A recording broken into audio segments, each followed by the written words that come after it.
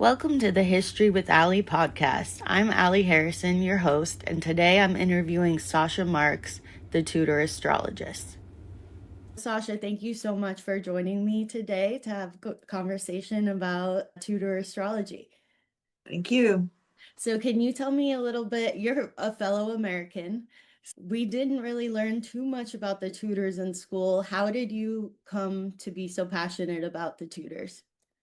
Oh, I think my entry into the field of Tudor history was, as with many other people, remember the original BBC production of The Six Wives of Henry VIII that came out in the 70s? I don't know if you wouldn't remember maybe watching it at that time, but you know what I'm talking about, the one with Keith Michelle and Dorothy Tutton as Anne Boleyn, that one. Oh, well, yeah. That, basically began it all for me, as it did for many people, I think. It was such a fabulous production. And concurrent to that was also the movie Anne of the Thousand Days with Geneviève Bujold and Richard Burton. So that was a moment. I would say it probably is the moment when a revival in Tudor history began for many, many people. All of a sudden, books came out and other movies came out, and people just were really interested in the topic, even in the US. And so I would say that evolved from that moment. And for me too, obviously, I wasn't full-time studying it. I was doing other things, but it kept being the major interest in my life, and especially Anne Boleyn, but also everybody else in the period too. So that was the beginning for me. And then how did you get into astrology? Well, concurrently to my interest in the Tudors as a teenager, I started astrology the way many people begin astrology back then, which is Linda Goodman's book, Sun Signs, which was also in that time period a revival of astrology. I would say that both Tudor history and astrology were kind of dormant earlier before that. And then there was this moment where that topic and subject burst onto the scene. And I read that book, which is an extremely well-written book. I mean, it was so interesting. And then I also, again, did not do it full time because I was doing other things and going to college and teaching English in Germany and all of that kind of stuff. But it always was there. And I always started to collect books, and basically throughout my life reading both on the Tudors and on various astrological subjects. And at some point, when I knew enough about both of them, I was able to put them together. I didn't really think about that before that, but you have to get to a certain understanding of the era, and then you have to get to a certain understanding of astrological methodology, and then you can maybe work them together. It takes some time to do that, and it took a long time for me because like I said, never did it full time, but it was always an ongoing passion. Was there a particular moment when you were like, wow, astrology just came up with the Tudors, like my two passions have come together? I think the first thing was, I think I looked up the chart of Henry VIII. I think that was probably a moment right there. And then I started to think about astrology, not so much, yes, as far as looking at the charts of people, because that is an important part of astrology. One of my teachers once said something that I really resonate with. The next best thing to having dinner with someone, a person in history, is to look at their chart, because then you get this insight into them that you might get if you were in a conversation with them, you were sharing a meal with them, if you knew them personally. So there is that element. So I started to look up charts of people like Elizabeth I, people who they have charts for, Henry VIII, that kind of thing. But there's another part of astrology that people don't really practice that much in popular astrology. Popular astrology is all about sun signs, and then it goes a little bit into chart analysis. But astrology really is a matrix for timing. The movements of the cycles of the planets are the timing of events. And when I started to look at the Tudor era, let's say where it began in the Battle of Bosworth Field in 1485 to where it ended, and I started to look at the cycles of Jupiter and Saturn and Pluto in that area in that time frame, then you start to see things and you start to understand why this development happened or why this came about. And there is, interestingly enough, if you are familiar with Pluto in astrology, it is the longest turning planet. It's in a sign for 20 to 30 years. And it really is the transformational, generational planet. When the Tudor era began in 1485, Pluto was in Libra at 13-degree Libra on the day of the Battle of Bosworth Field. The whole re-emergence of the interest in the Tudors in the 70s and 80s concurred with Pluto being in Libra. So we are now following Pluto where it was going through the Tudor era. And for example, Pluto just went into Aquarius last year. Well, Pluto went into Aquarius in 1532 when Henry VIII married Anne Boleyn. So we're level with that moment. So we are, as an era, as a phenomenon, as a mundane phenomenon, meaning worldly phenomenon, we are mirroring the transit of Pluto. And so basically, when Pluto was in the signs that it was in during the Tudor era for that 118 years, we're in those signs with Pluto right now. And that, I would say, is in some way indicative of a huge interest in that period, because people are trying to, even if they don't know they're doing that, they're trying to find themselves now by looking at when was there a similar phenomenon.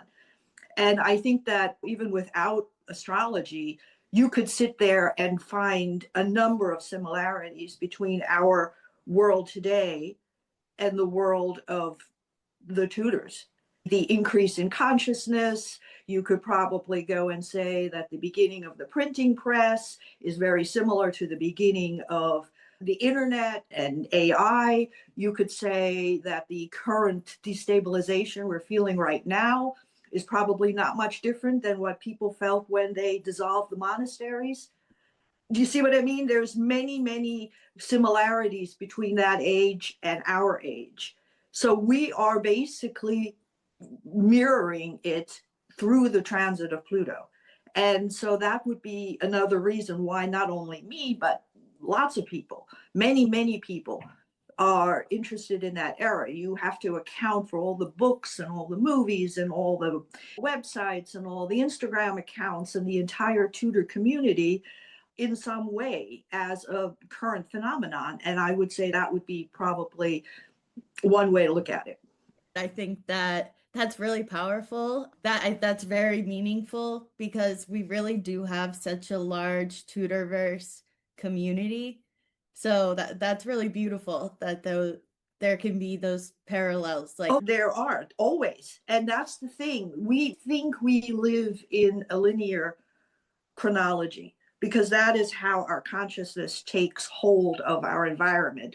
And that is what keeps us sane, thinking that we have a yesterday and a today and a tomorrow, and basically a linear chronology. But we actually have that chronology within larger cycles. And it's these cycles that rhyme, not necessarily the individual details, but the cycles rhyme. And to understand that we move through cycles, and when the cycle is done, it goes to a different cycle, is a good way to understand that it's not random. There are ways that you can chart these cycles. In fact, one definition of the planets is just that they make these invisible cycles visible. That's what they do. They are, by following the cycles, you can see what's coming. You can see what kind of moment you're in. So that is a way to basically relate to the larger whole as an individual. So yes, thank you. That's really incredible. I'm excited to see your work be recognized because it's interdisciplinary Hmm. and I think it's very original. I'm a bit in academia. I'm an adjunct media professor and this really sounds like my cup of tea. And I Oh, well, think thank there's you. a lot of room for this conversation. But for our listeners, how did the Tudor monarchs use astrology? Well, I don't think they used it very well because I have Mhm. now been studying this forever, a long time. And to be honest with you, the only person that used astrology in a very important and significant way that was actually successful is Elizabeth I having John Dee do his coronation chart. And we all know that she had him do that. And it is really a perfect chart. I mean, in many, many ways.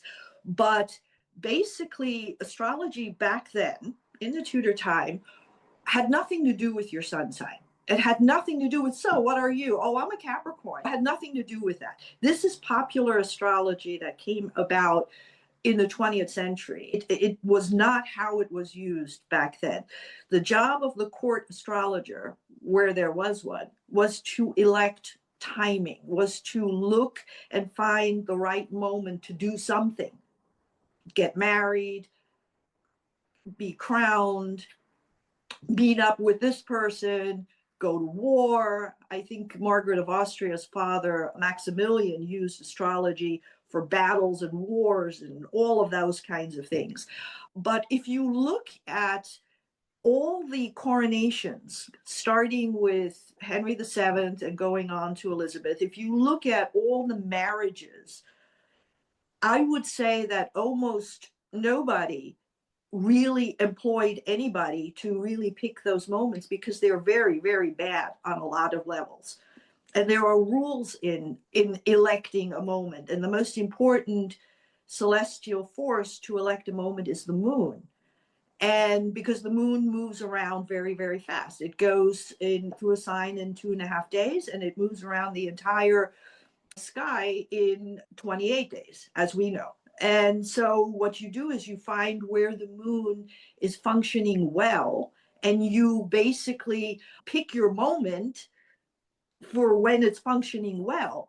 And so there are all kinds of rules. For example, the rule should be that the moon should not be a complete new moon. It should at least have a day. So you don't pick a moment where the moon is dark in the sky because it's not yet potent enough to work for you.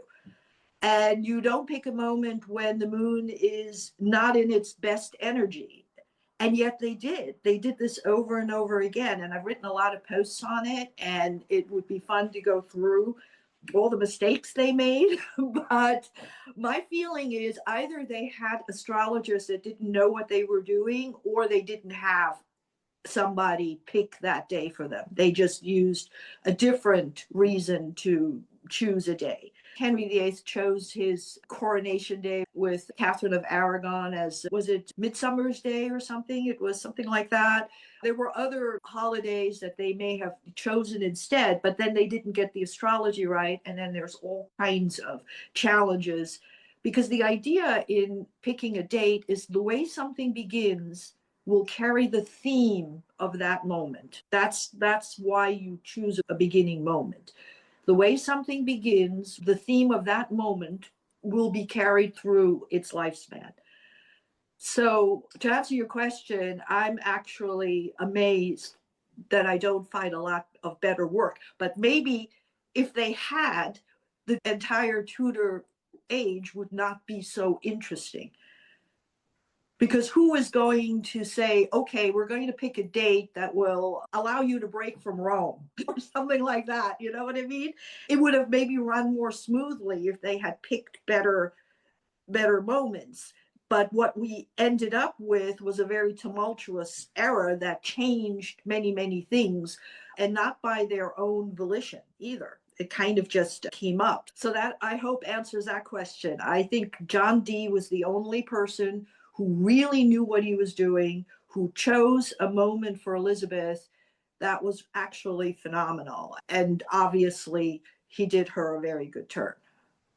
So I listened to your interview, I think, with the Ill-Fated Wives of Henry Oh, VIII yes. podcast, Mhm. and you said something that could be groundbreaking in the field that thrilled me, which was that we might be able to find Anne Boleyn's birth date through some of the charts that were made when Henry VIII was trying to find out the sex of the child, which ended up going wrong.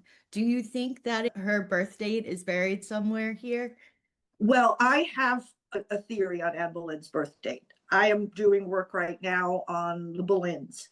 And what I'm doing, actually, I got the idea really from Hilary Mantel, who has a little section in Wolf Hall where she has Cromwell sitting with Kratzer, the astronomer at the court of Henry VIII. And Cromwell says, I don't have a date of birth, so I don't have a fate. And Kratzer says, well, we can work you back. In other words, an astrologer can take where Cromwell is now at 50 years old and work back to where he probably began, where his life began. And so I actually did that with Cromwell. And I came to a date of October 30th, 1485. And I have a whole lot of reasons why that date works. But at any rate, it's a speculative date. I'm not putting out there that was his birth date, but it's a good chart for him based on how his life unfolded. And I'm doing the same thing with Anne Boleyn right now and with the Boleyns at large as a family. And what you can do is you can work back through all of the events and when they occurred, and then look at the timing of those events. And what you will see, and what I have seen, is a pattern. There's a pattern there of particular signs and particular degrees every single time in all of the major moments of their life, starting with Thomas Boleyn and with Mary and going with George and Anne as well up to 1536 and then up to the deaths of Thomas a few years later. So by charting that, you can pretty much make what you would call an educated guess. It's not necessarily saying here is their date of birth because you can't really do that. But you can make a hypothesis. You can make an educated guess that they are most likely this. And that is my account now has a whole series of posts explaining that and what I think it is. And I'm still working on it. I'm still developing it. But coming back to what you were saying, yes, at the time that Henry VIII and Anne Boleyn asked an astrologer about their child, they probably did know Anne's date of birth. And they probably did look at something in her chart.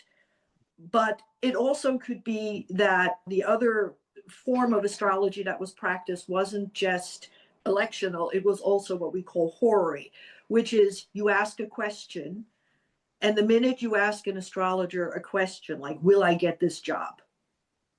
Or will I marry this person? Or back in the day, they probably asked a question like, will I die of plague? Or is my ship coming in with all my goods from the Orient? But basically, you ask a question, and the minute the astrologer gets the question, that becomes the beginning moment. And that then they cast a chart for that moment. And whatever is rising becomes the person who asked the question. And that planet, who is the planet of that rising sign, whether it's Jupiter or Saturn or Mars or whatever, becomes the querent, the person asking the question. So Henry VIII would become the querent the minute he asks the question. And then the way that querent is positioned in the chart and the way the moon moves to it would give you a yes or no answer. And this is a practice that people are still doing, but it's gone a bit out of favor in popular astrology. We're more egocentric and want to know about ourselves more. But that was the other use of astrology, was horary. And when they got the answer, my feeling has always been that they did see a great monarch or a great child come into being, but they couldn't imagine that it could possibly have been a girl. So they said it had to be a son. Do you know what I mean? They saw that. I don't know what they saw because we don't have the charts of the question, but it could have been the moon moving to Jupiter or something like that. Something that represents something large and big and successful. And the assumption just was that it would be a boy, or like almost any advisor to any person in power, they just basically told them what they wanted to hear and hoped for the best. You know what I mean? Basically. Absolutely. You So know? you sent me Mary and Elizabeth's chart, and I Mhm. would love to get into that. Should we start with Mary chronologically? Yes, yes, let's do that. I have them here too, the chart of Mary and the chart of Elizabeth. And I kind of thought that this would be good because Mary and Elizabeth, they're really, first of all, they're two women who became queens, but they really encompass many of the themes that run through the Tudor era. If you wanted to make the Tudor era into a epic poem, for example, or a big novel by Tolstoy or something like that, you would have recurring themes that come up as leitmotifs. That's a kind of poetic methodology to bring something again and again and again throughout and resolve it in a certain way. Certainly, one of the themes was the theme of legitimacy versus illegitimacy, right? That's a major theme. And it began actually when Richard III thought that the princes weren't legitimate and usurped the crown and put them in the Tower. But then he is conquered by a person from an illegitimate branch of the family. So there's your first great twist of irony right there. Then you go to Henry VIII and the need for the legitimate son. And then he makes his two daughters illegitimate through the breakup of the marriage with their mothers. And they go along with that stain on them because at that time that was more of a stain than it would ever be today. And then the two illegitimate girls ascend to the throne and become the first queens. So there's that whole twisting and turning with the theme of illegitimacy. Then you have the gender theme, the son that was so important. And here are the women that become the daughters that become the queens. And then finally, you have the theme of marriage is the final theme. The Tudor dynasty began with an important marriage between Henry VII and Elizabeth of York. And I believe actually today is the anniversary of that, the 18th of January. So it began with a marriage that cemented the dynasty. But then look at all the marriage shenanigans going on with Henry VIII. He is notorious for the six wives. And then you had Mary make a marriage that was very unpopular. And then you had Elizabeth refuse to marry. So by focusing on Mary and Elizabeth, you actually get on all of these major themes of the entire age. So yes, so let's look at them. I don't want to go too detailed in astrological weeds because maybe some of your readers, your viewers might not know it. I want to keep it as simple as possible. So I'm going to look at what they shared and how it was different. Wonderful. That's probably the best way to do it. What did they have in common and how were they different from each other that accounts for how their lives, not only how their lives you know, developed and panned out, but also how we see them today. Because nothing in astrology dies. So whatever the moment is for them is still there. It still resonates. So the very first thing, I don't know if you looked at their chart, but one very interesting thing is, do you see that they both have as a rising sign 6-degree Capricorn? Both of them. Now, Mary was born on February 18th, 1516 at 4:13 a.m. in the morning. And Elizabeth was born on September 7th, 1533 at about 2:54 in the afternoon. So very far apart. nowhere near together in time. And yet, at the moment that each one was born, Capricorn was rising at exactly 6 degrees. So Wow. that is immediately something that they shared. They shared the starting point, which is the ascendant of their chart. It marks the cusp of the what you would call the first house or the chart. And what is the ascendant for anybody who doesn't know? It is at the moment you're born, the sun is wherever the sun is rising in the east, the sign and degree of that moment is your ascendant, and it becomes how you dawn on people. It is your dawn, and it's how you dawn on people and how people see you. It's your beginning moment. It's not the sun, it's just your beginning moment in your chart.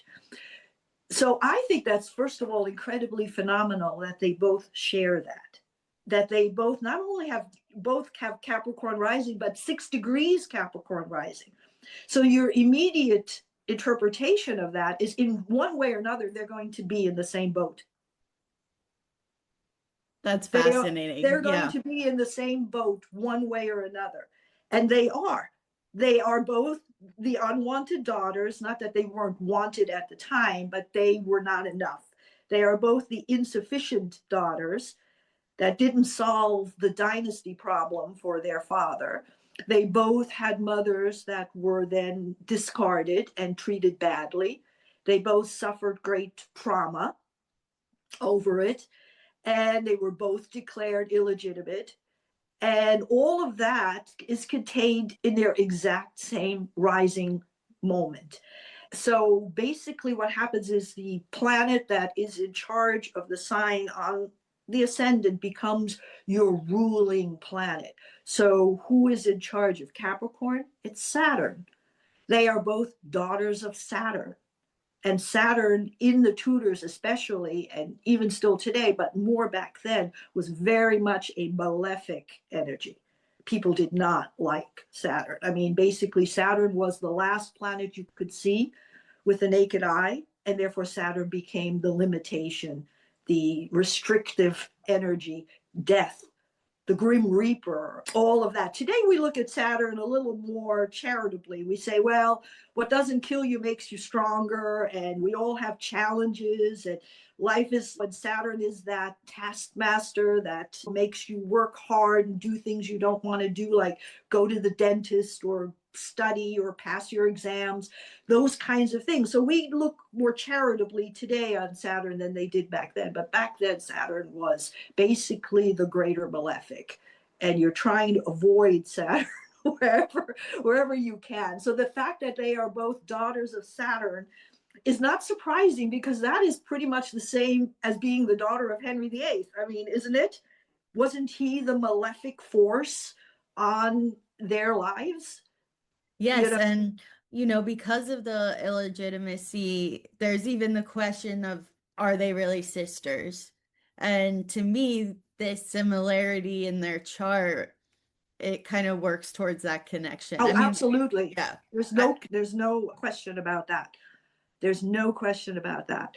So that's the beginning. So that means that their houses, and let me just explain very briefly on what a house is in astrology. There's 12 of them. Do you remember in your psychology class where maybe the psych teacher said something about how you play different roles? Like at home, you would be the wife or the mother or the husband. With your parents, you play the role of the daughter or the son. At work, you play the role of the boss or the employee. You know what I mean? We all have in our psyches different compartments. We may not even be the same person when we are a wife as we are when we are an employee or a boss or a daughter or a son, you know? Well, the houses are like that. The houses are the different areas of your life. So the chart is divided into 12 such areas. And where the planets or the energies are living in which areas are the ones that are of most interest, although basically we are all complete people and we all have everything. But obviously there's concentration in certain areas, which give us the themes we have in our life that we're most focused on. So the houses that are going to be important for Mary and Elizabeth are going to be the eighth house, which is a very psychological, deep sort of house of transformation. And we'll get to that when we go there.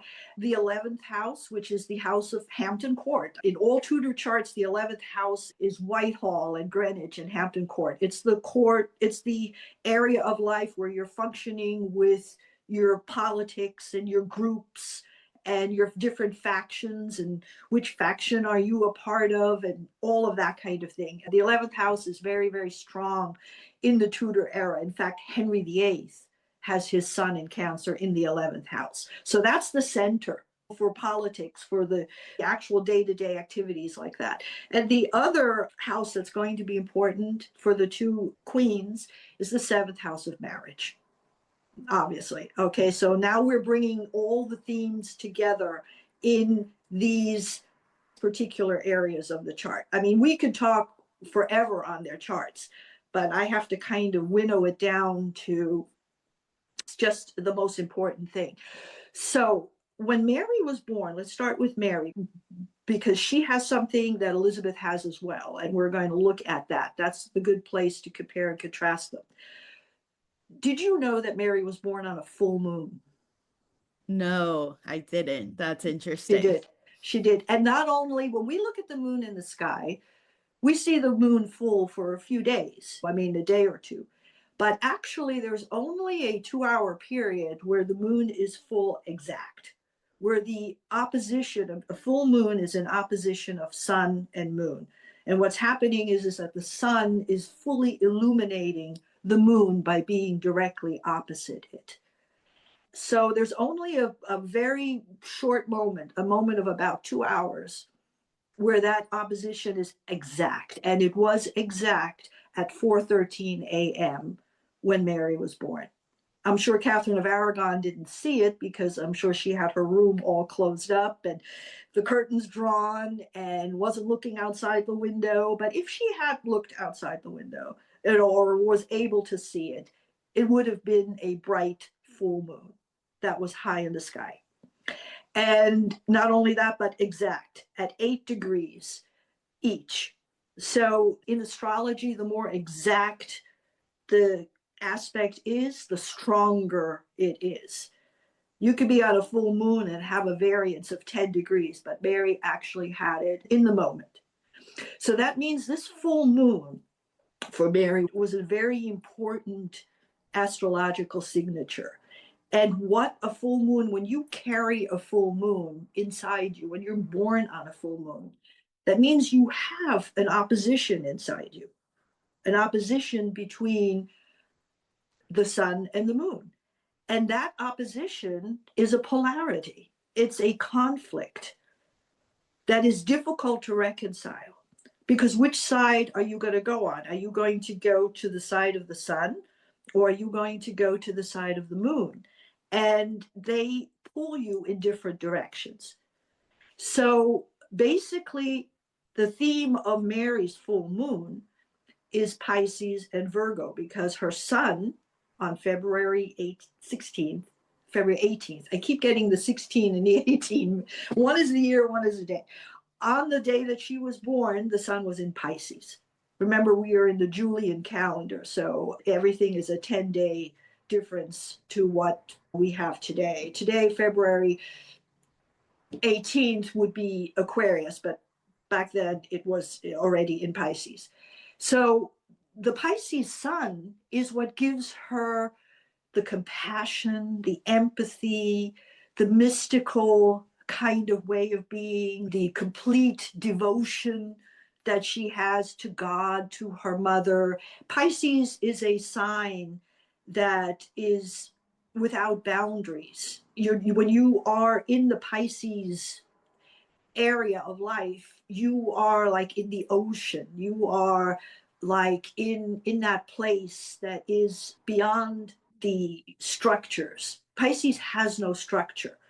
So that's why people who have a lot of Pisces energy can be very creative, very artistic, very empathetic, all of that, because they are able to move around. They don't put up too many barriers like that. You know what I mean? Pisces energy is a spiritual energy, and it has a conflict in and of itself because it is the two fishes that face in opposite directions.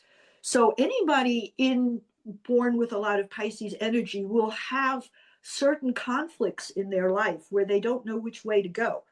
Do I go into the real world or do I go into the spiritual world? Those are the two opposite directions that the fish are facing.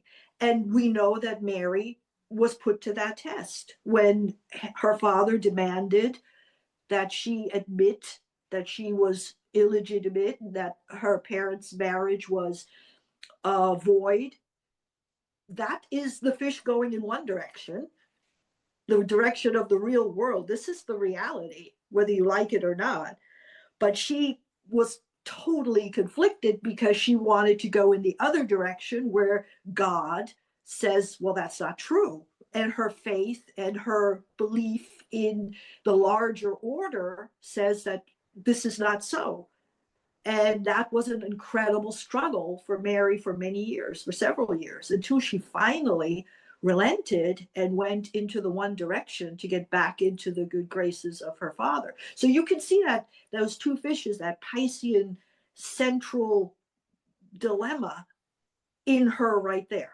I think even listeners who don't know much about astrology, what's so incredible hearing this is these are the themes that Yeah. they see as well. So to hear about, the science behind astrology, it's going to be illuminating because that is what I think of Mary. I think she was caught between the physical realm and the material realm. Right. And her whole life, as you said, she was put to the test. And then eventually, when she became Bloody Mary, she was able, I feel like, to take her power completely at that time. Right. Does it Well, change over her yes, life? that is what we're going to talk about right now, because now, so first of all, she has a son, an ego. Remember, the sun is the ego. She has a son that is in its nature a conflicting situation. So she's already there. Pisces is a difficult sign to be. I don't have any planet in Pisces myself, but it's not an easy sign because of that. It's hard to put your finger on Pisces. You know what I mean? It's a difficult energy, I think, to function in because of that conflict. But now she has the conflict of the sun versus the moon, and the moon is in Virgo. Now, Virgo, I understand very well because I'm a Virgo sun. But Virgo functions much better as a sun than it does as a moon. Because as a sun, as an ego, you could be persnickety and you could be perfectionist and you could be right and you can be detail oriented and you could do all of that and be really happy. Get a job as a bookkeeper and, which is what I did too. And, that kind of thing. You could be very, very, very happy with a Virgo sun because you have a lot of control. But the moon is not the conscious part of you. The moon is the unconscious part of you. And when you have the moon in a sign like that, like Virgo, it's not the best place for a moon. The moon is better in Pisces. She would have been better off to have the sun in Virgo and the moon in Pisces, because the moon wants to be nebulous and encompassing and comforting. The moon is not in being so particular about things. But because she had the moon in Virgo, she was. And that moon in Virgo is in that 8th house of transformation. So that's going to play a huge role. The moon in Virgo, I would say, if you want to go and whittle it down to a very basic idea is, am I right? I'm right. The need to be right is a Virgo thing. And it's okay if you're conscious about it, but if you're not conscious about it, if it's there, then that moon is going to continuously harass you your whole life. And so this moon was in this 8th house, which is a very deep conscious, unconscious area of the psyche.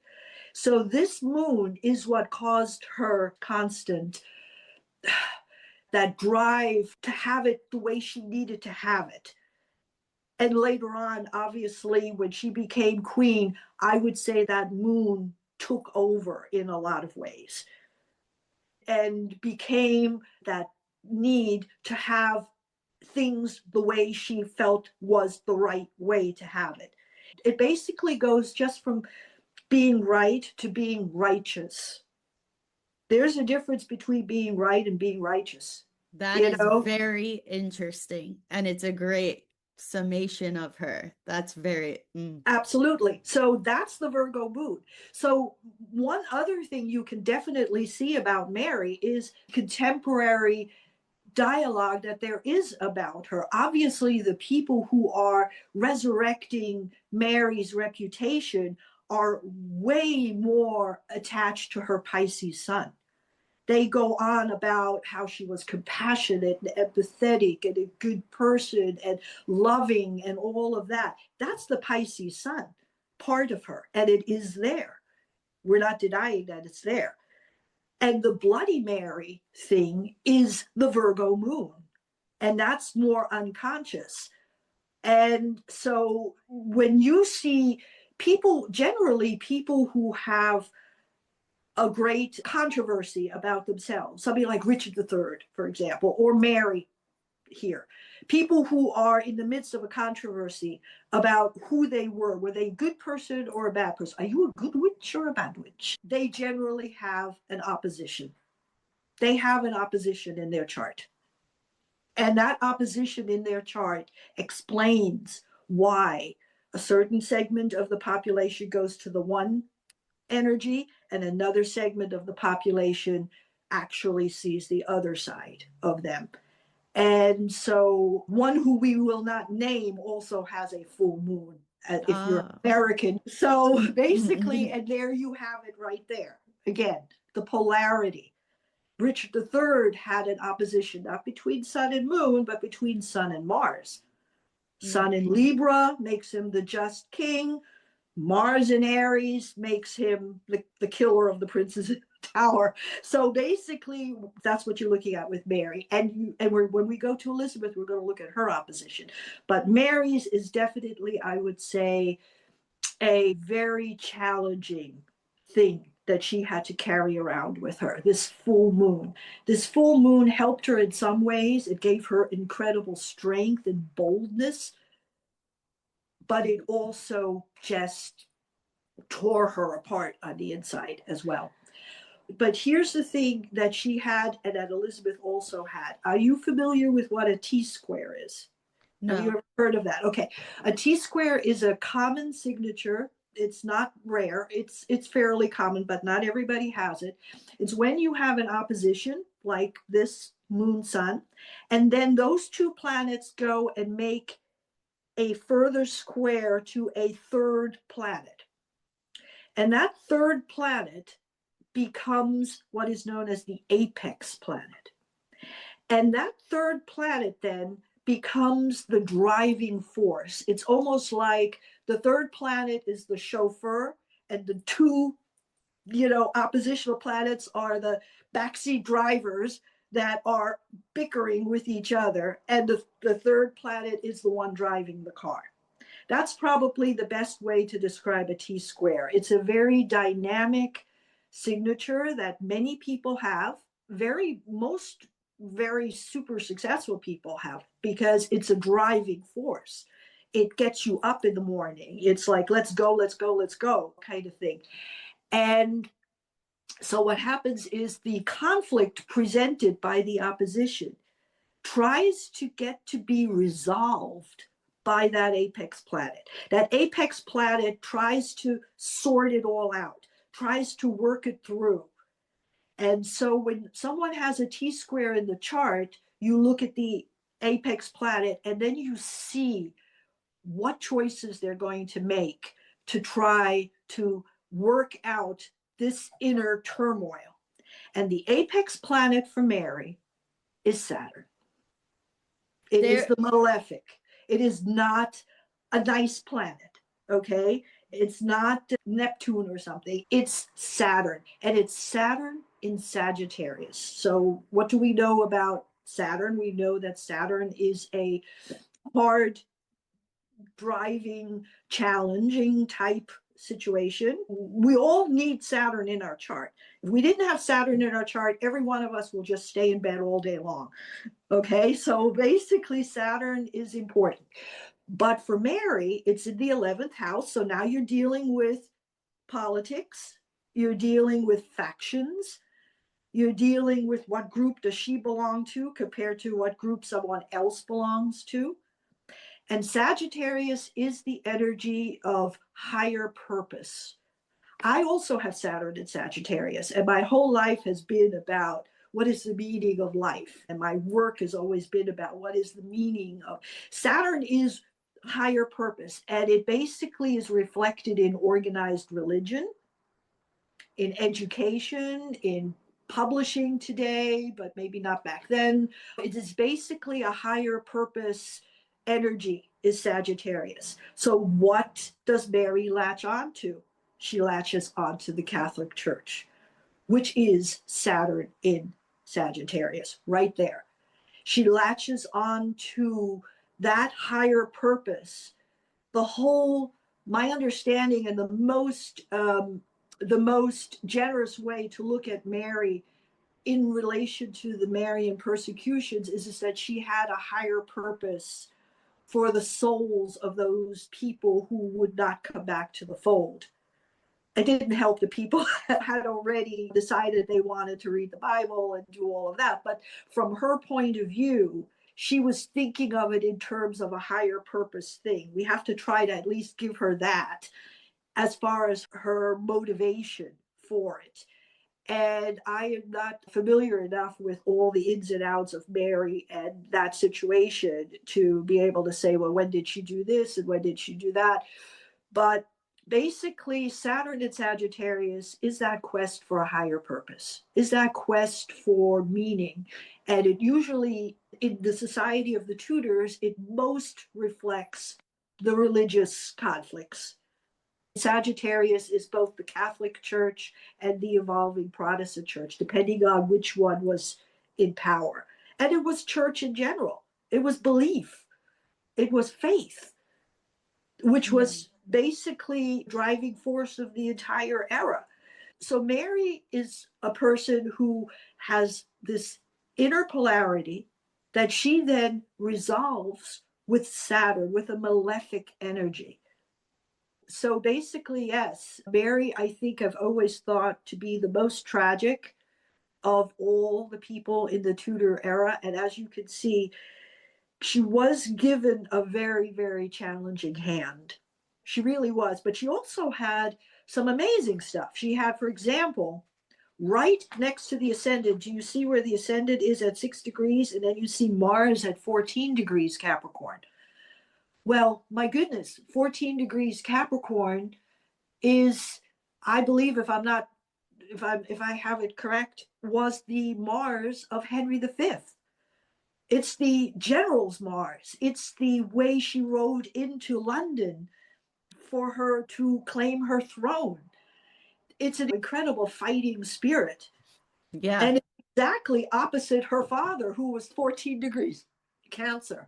So there you have her Mars is at 14-degree Capricorn, exactly opposite to Henry VIII's 14-degree Cancer sun.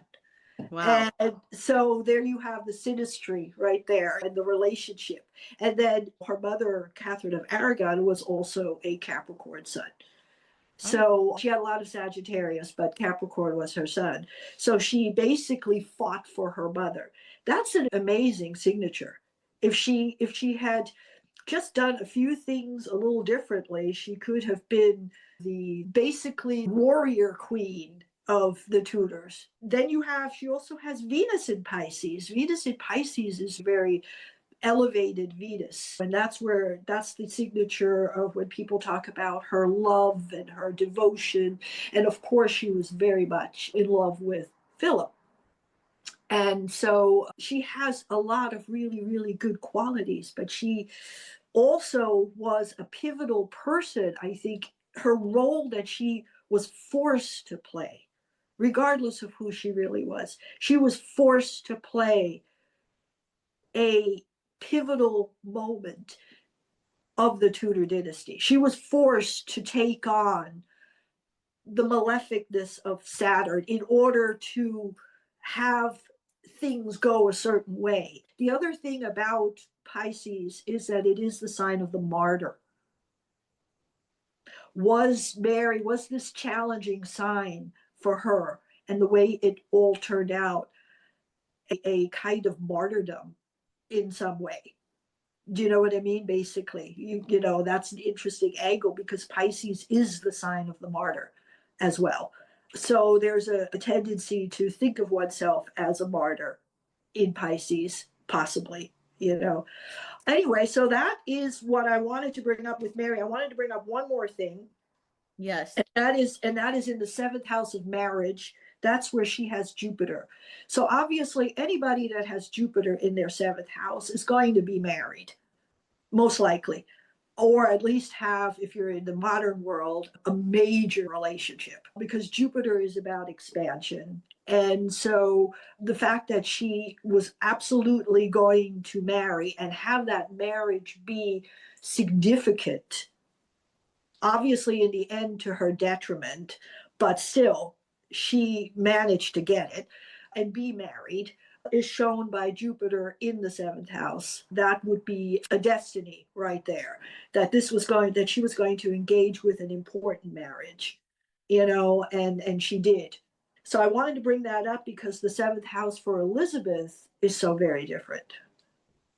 Okay, let's go to Elizabeth's chart. Okay. So now we understand what a T-square is, what an opposition is. We looked at the seventh house. We know that Elizabeth has the same rising, 6-degree Capricorn. So she's got the same wheel in exactly the same way Mary has. But she has a much more, if Mary had an essentially malefic chart, Elizabeth, despite her challenges, actually had a benefic chart. That's interesting. Okay. Wow. Absolutely, for 100%. And I'll show you why it is. So Elizabeth also has a opposition. And the opposition is also between her sun, which is where Mary's moon was, in the 8th house, because they have the same wheel as far as the way the energy unfolds. So Mary had her Virgo moon in the 8th house, which is the house of transformation. And Elizabeth has her sun in Virgo in the 8th house, which is the house of transformation. Anybody who has planets in the 8th house, anybody, today, doesn't matter. If you have planets in the 8th house, be prepared for certain transformative or transformational happenings in your life that really transform you from one thing to another. Not everybody goes through that. Many people just maybe live their lives and then, yes, they get married, they become a mother, they become this or they become that. But when I talk about transformational, I'm talking about almost more significant things, like to be transformed from an illegitimate princess to a queen. Something phenomenal, kind of like that, happens. That is that 8th house of transformation, something unlikely, maybe even. Or maybe you move somewhere and you become a citizen of another country. Or maybe unbeknownst to you, you become something you never thought that you would become. All of a sudden, you know, you were a kind of mind your own business person, and now all of a sudden you become an activist or something like that. It could be anything, but obviously with Mary and Elizabeth, you see that they underwent significant transformation. They were the princess at the beginning of the birth, then they became the Lady Mary and the Lady Elizabeth, then they became the Queen. Obviously, they transformed tremendously in the course of their life, and it is because of the energy in the 8th house there. That's a sign for being transformational. All right, so she has the sun in Virgo in the 8th house, and it is opposite. Now we get to Neptune. The vastness of your own mind, the range of imagination. And this could have actually, as an opposition, is a challenging thing. It's not like Neptune is next to the sun. It is in opposition to the sun. So it's going to make some pressure. It's going to make some challenge to you. And opposition is always a push-pull thing.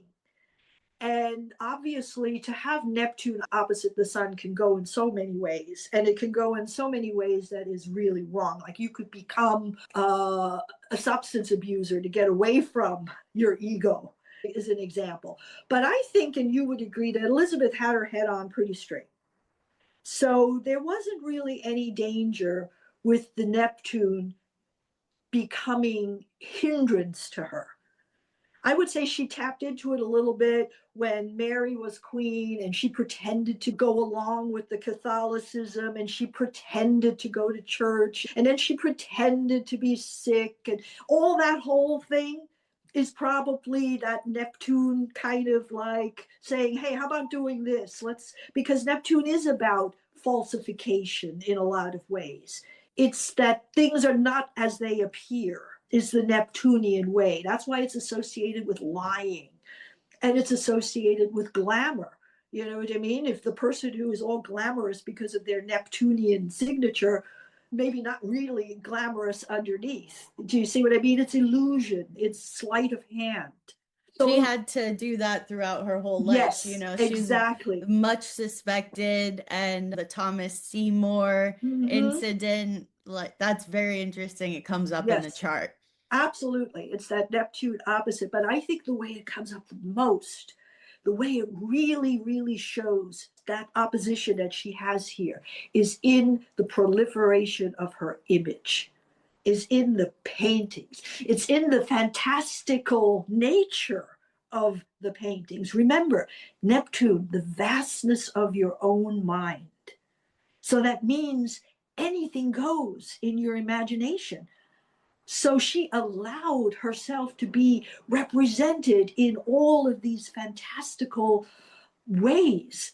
And that is that Neptune opposite her sun. That's how it comes across finally in one way.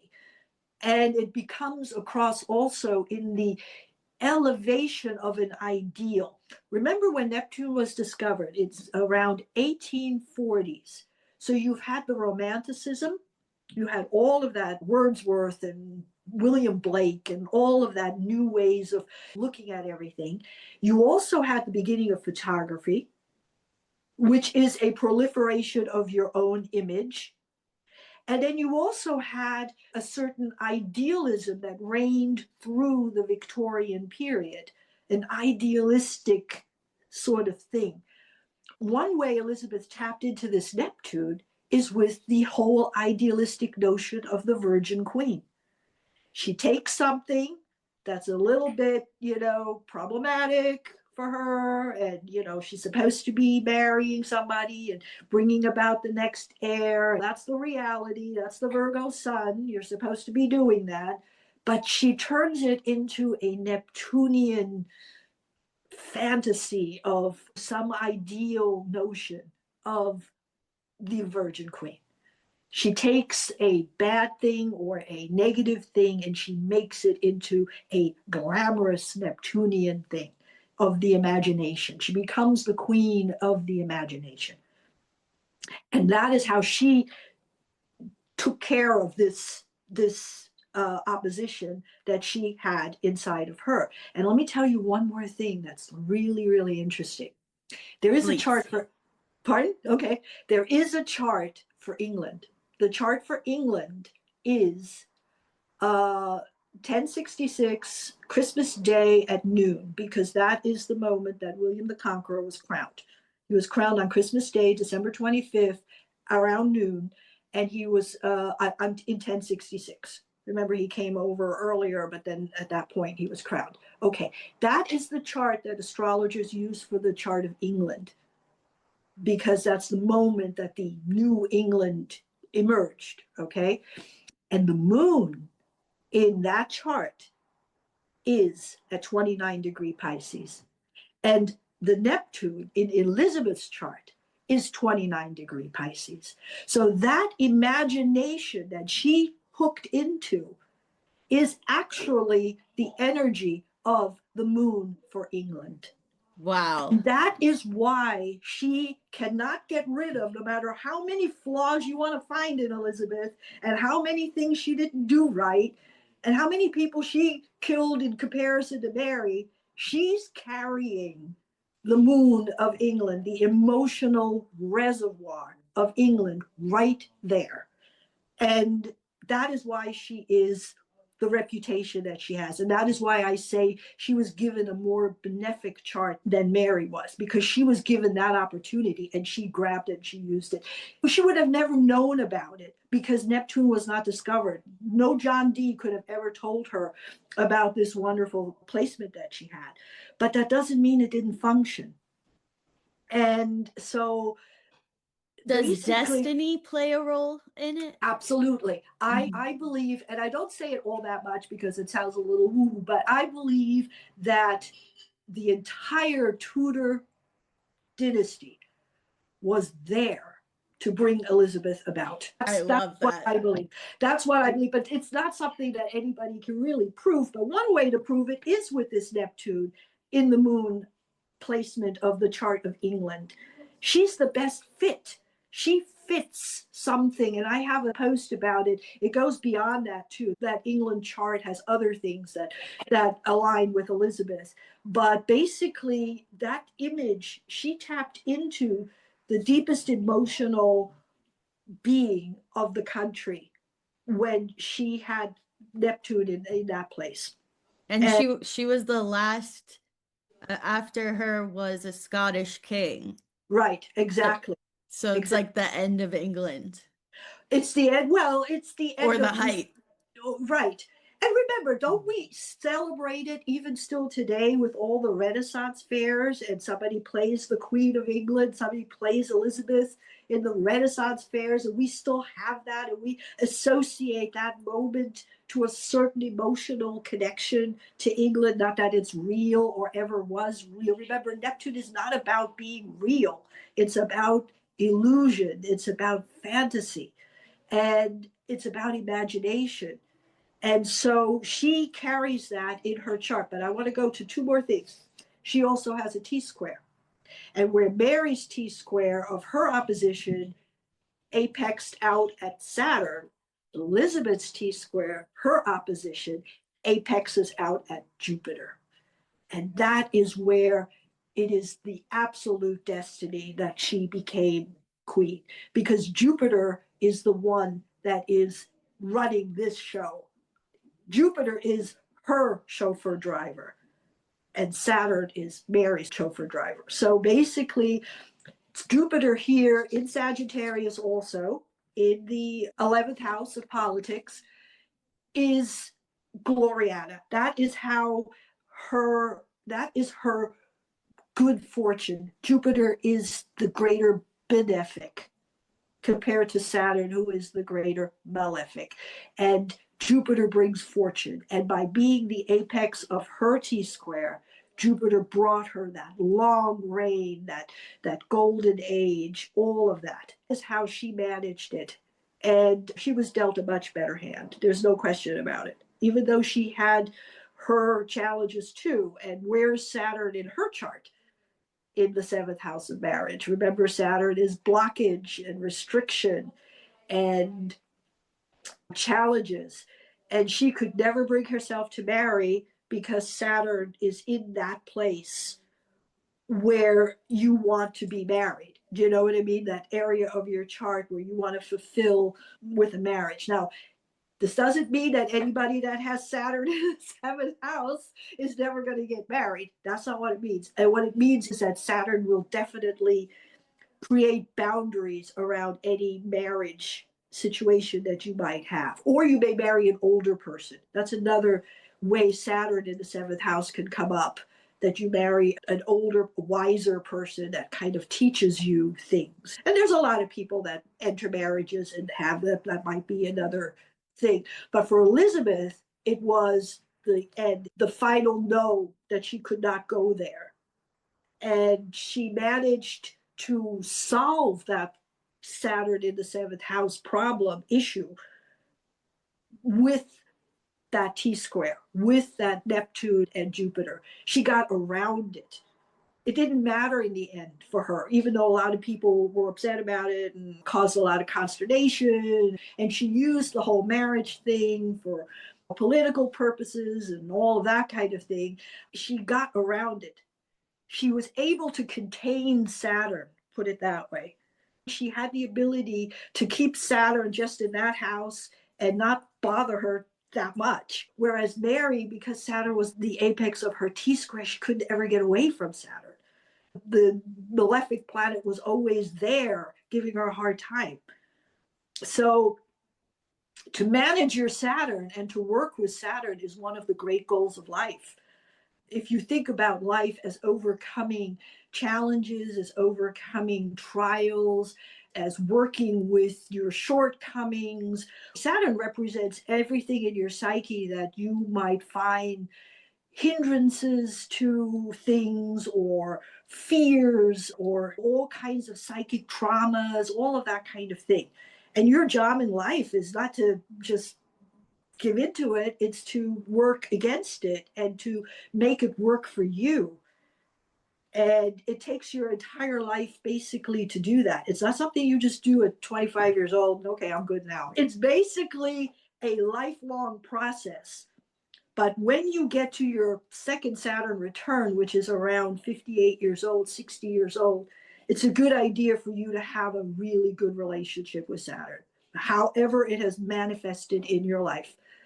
Overcome certain things, taken on challenges, studied hard, worked hard, all of those things. And I think Elizabeth in the end kind of did, in a way. So that is Elizabeth compared to Mary. And you can really see how they were in many ways similar, but how they were almost put on different paths after a certain point of. Is there anything else about Elizabeth's chart that stands out to you? So interestingly, even though Elizabeth has Saturn in the house of marriage, okay, she does have Venus in Libra. And Venus is very strong in Libra, and Libra is very much into relationships, into the one-on-one relationships. Ideally, if you want to have some kind of ideal chart, you would have Libra in the seventh house, and then you have it all made in one place. So she has the Saturn in Cancer, which, by the way, reflects back to her father. Because remember, any Cancer energy, any of the Mary or Elizabeth have, are going to reflect back to Henry VIII because he was the Cancer son. So the whole idea of Saturn does reflect back to Henry and how he treated her and her mother and all of that. But then she has at the very top of the chart, Libra Venus. So even though she disdained marriage, she did not want to be married, that was a blockage for her. It was not a blockage for her to have a fun romantic relationship. And we know that she Robert. Did. Yeah, Robert yes, Dudley. Exactly.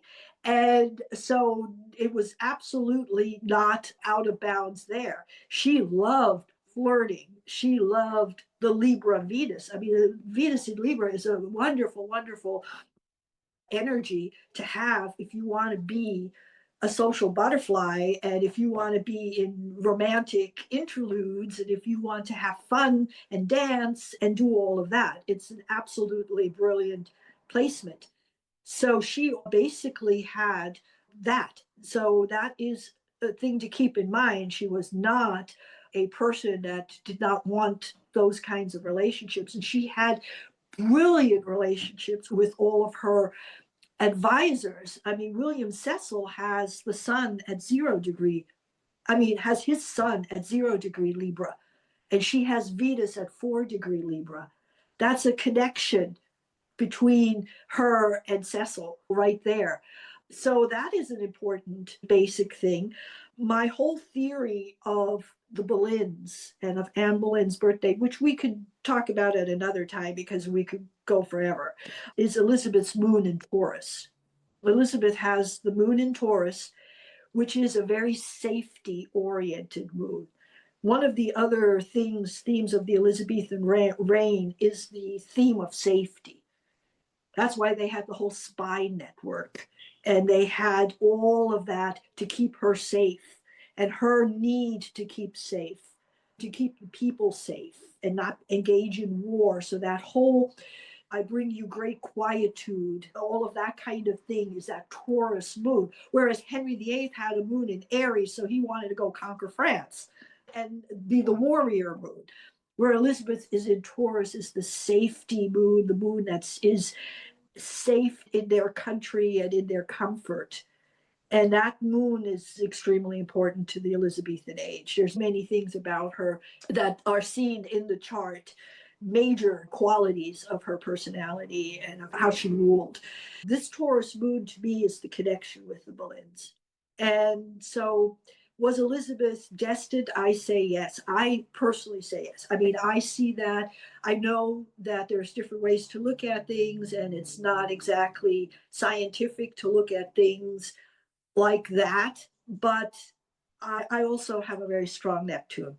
I have a Neptune Jupiter conjunction in Scorpio.